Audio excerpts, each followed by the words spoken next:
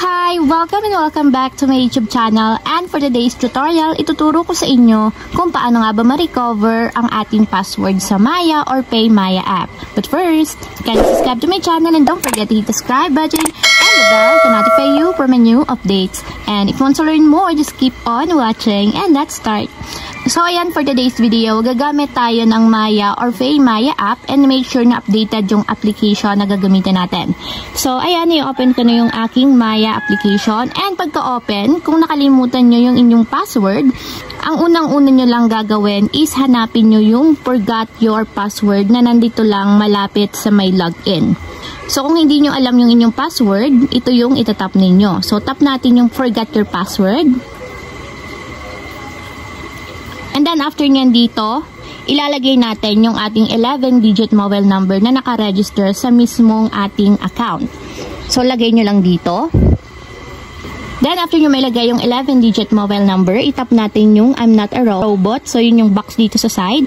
And select all the images sa motorcycle. So iba-ibang puzzle yung lalabas sa inyo. So depende naman yun. So sa akin is itatap ko daw yung lahat ng may motorcycle. So tap ko lang. So, ayan. Kapag okay na, itap natin yung verify. So, select all images with tractors. So, lahat daw na may tractors.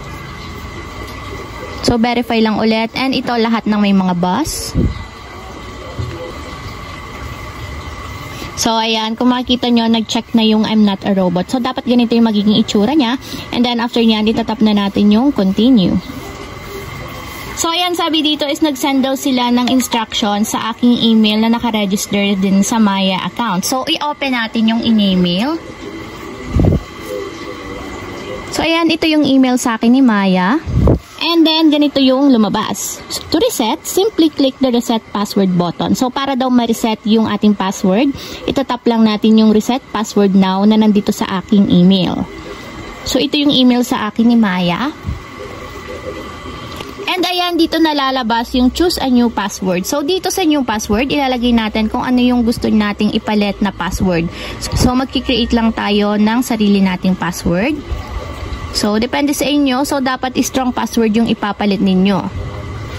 So, ayan, kapag nakapaglagay na kayo ng new password, so, dito na tayo sa confirm password. So, ito yung kailangan. Dapat daw pala meron tayong 6 or more characters, no spaces. So, much better na combination siya ng numbers and letters.